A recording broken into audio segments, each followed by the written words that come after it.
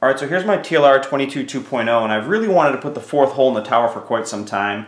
And there are a variety of ways you can do this. You could actually just scribe a line through here and measure with calipers, and that would probably work just fine.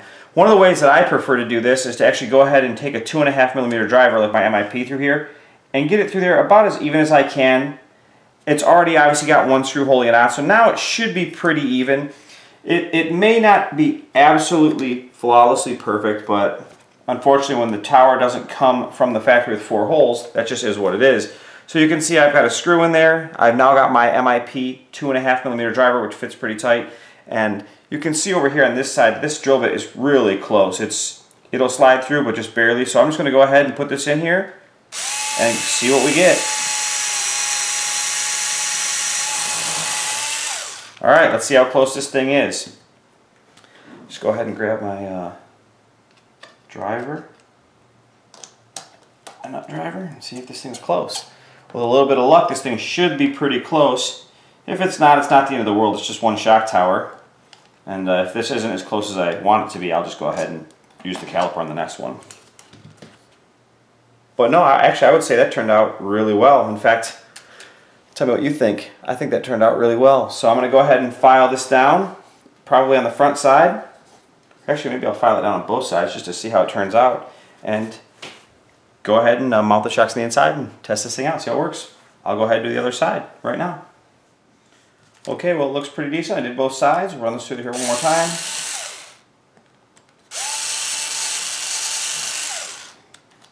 I guess if you wanted to get super fancy, you could always bust out like a little countersink bit like this and just nip it. Just to get all the flashing out of there. There, dialed. Okay, so I drilled the 4th hole on my TLR 22 2.0. I'm gonna get as close as I can to Mayfield setup. But it looks to me like when the car goes down to full droop, you can see up here there's plenty of play in the shock, right? In fact, I'll tell you what, I'll zoom in a little bit just to show you guys a little bit better. Okay, so you can see that when the shock's at full compression or mid compression, it's fine. It clearly has some play, right? When you let it droop all the way, not so much. It's gone. And what's happening is right here, it's actually running into the actual tower. So what I'm going to do, I'm just going to go ahead and take a Sharpie real quick. Just take this silver Sharpie. And I'm going to go ahead and mark right where it's rubbing the tower. Right about there, looks like it. And I'm going to go ahead and I'm going to head out. And I'm going to go ahead and Dremel right there just a little bit, just to go ahead and relieve that a little bit. So I'm going to go ahead, pull the shocks off real quick, and then I will head out and clearance this.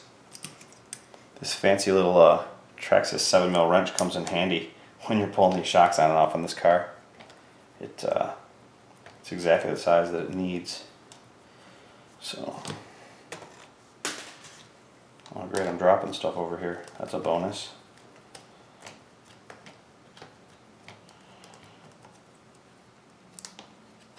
Alright, so they're off. I'm going to go hit it with the Dremel and I will be right back. Okay, so I ran out to the garage real quick and I hit this with the Dremel, and I'm just going to clean it up with this hand file, just a smidge. Not that the Dremel job wasn't decent, it was actually pretty clean, right? But so now let's try this one more time. Let's go ahead and put this all the way in. Get a nut. Go ahead and get the wrench. Tighten this down and see if this thing still binds. Hopefully it does not. It looked like in the garage like I had it covered. Yeah, good. So now you can see it full droop. It's good to go.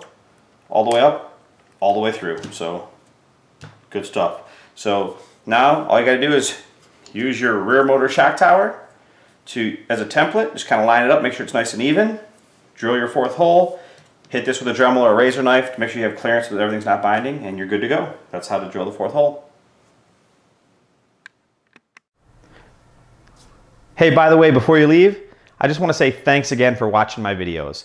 I only make these videos so that we can have fun together. By the way, you'd be doing me a big favor if you could either comment, like, or even better, subscribe to my channel. Again, thanks for watching, and we'll see you guys next time.